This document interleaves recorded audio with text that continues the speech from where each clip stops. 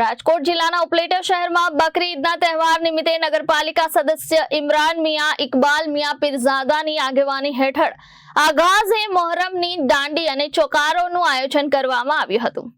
ઉપલેટા મોહરમ કમિટીના પૂર્વ પ્રમુખ ઇકબામિયા પીરઝાદાના સમયથી જૂની પરંપરા મુજબ બકરી ઈદમાં ચોકારો લેવાતો હતો।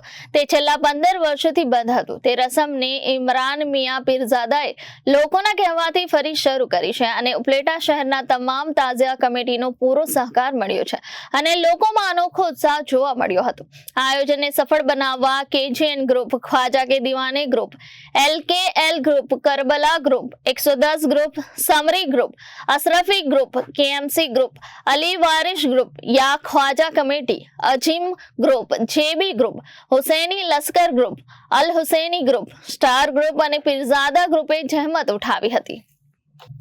Bureau report Janadesh news Upleta.